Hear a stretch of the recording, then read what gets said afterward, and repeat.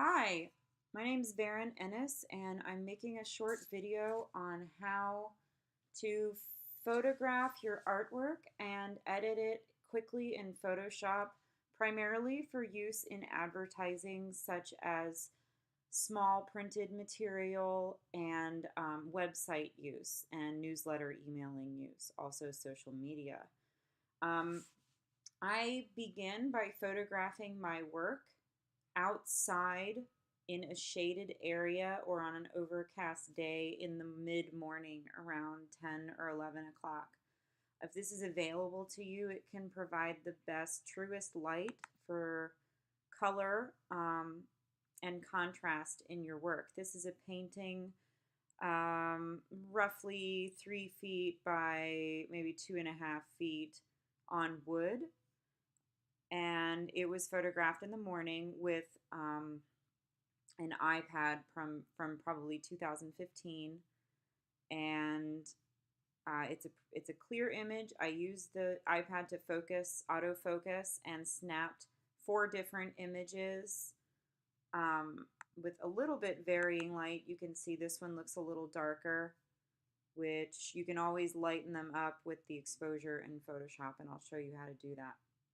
So you line up your iPad and get it as straight as you can. This painting is leaning against a wall, and I tried to hold the iPad at the same angle of the painting, but it's not perfect. I'm also going to show you how to adjust that in Photoshop.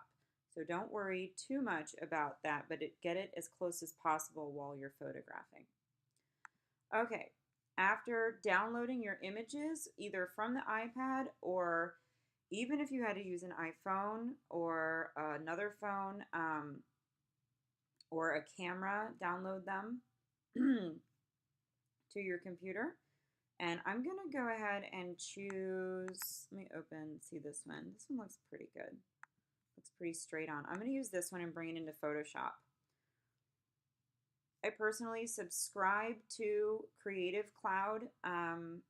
It's roughly $50 a month for all Adobe programs plus the hosting of 5 websites. I find this extremely valuable to run my own websites, design my websites, as well as edit my images and create my printed advertising material. Okay, so that was a great pitch for Adobe CC. Here we have our image, and the first thing I'm going to do is check the size on the image and save it. Go to image and image size. It comes in at resolution a 72 dpi. I like to work with it at 300, which is something for print. I'm not going to resample it, so the computer is not inventing any pixels.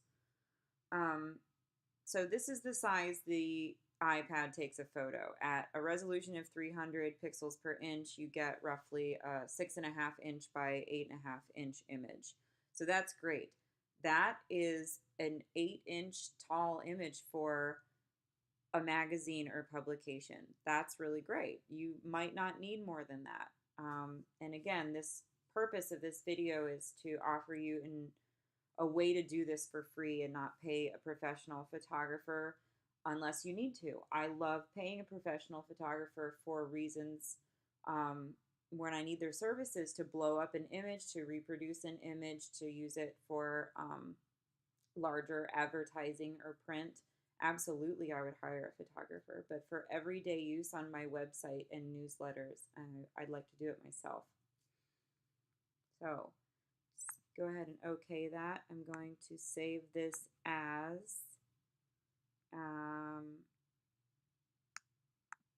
in photographing art. The title of this piece is Wellspring Vale. It was a commission. Had a really great time creating it. All right, so now we have a saved image. It's going to disappear. Next thing I'm going to do while I have the area outside of the image, I'm going to adjust the levels. When you open the levels, which is over here in adjustments, drag the white triangle to the tallest white arc. And the dark triangle, just a little bit in. If you do it to the top arc, I mean, you can get some really intense saturation. That's not necessarily true for your artwork. But what I'm doing here is just taking a little bit of overexposure out and whitening my whites, because especially on screen, online, on phones, you don't want dull whites. The white in this painting is not a white white. These crosses here are, but the background isn't. So I don't have to blow it out too much. Anyway, so that's good for me. Next thing I'm going to do is I'm going into the filter, and I need to do a lens correction. Make sure your background is selected for this, not the levels layer, or else it won't work. Background is selected, filter, lens correction. This is where we're going to adjust the angle at which this was shot. So you can see that the top of the image isn't level and the bottom of the image isn't really level. It looks like this is sloping up and this is sloping down.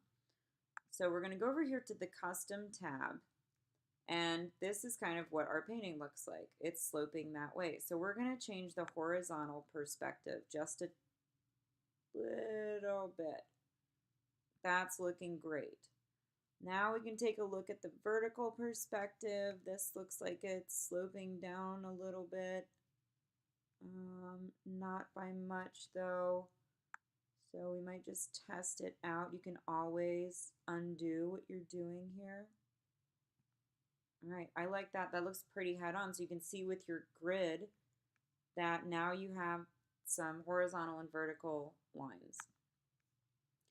After that, now you can go into your crop tool, which mine's already selected, and come in very close as possible so you don't lose too much artwork.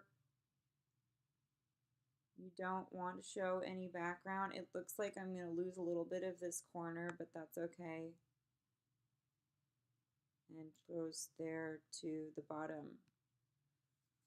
Go ahead and hit enter. I'm not really happy with that. Still looks like I can see some background there. So I'm going to take that in a little bit more.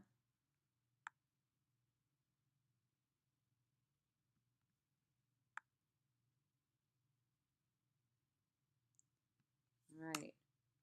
Okay, that looks nice and clean. It's bright. It's really close to what the colors in that painting are in person, especially seeing it on screen. I know it varies, but this is a good depiction to somebody that might be interested in looking at my work, what this painting looks like.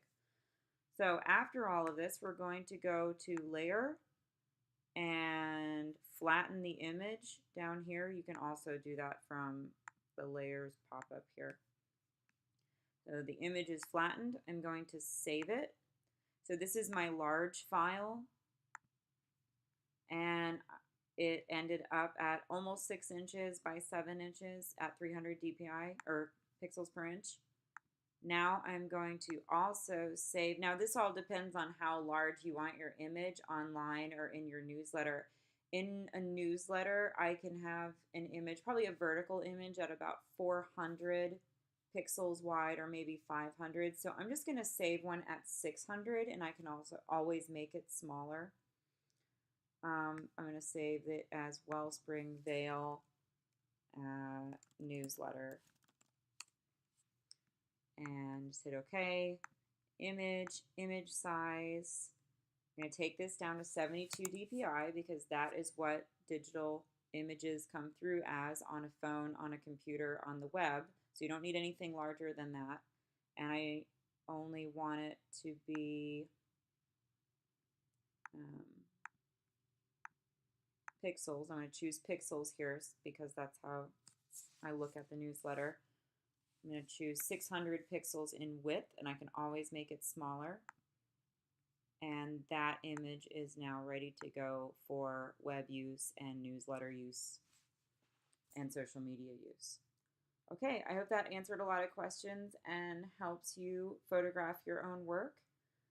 And I wish you all the best in your art careers. Thank you.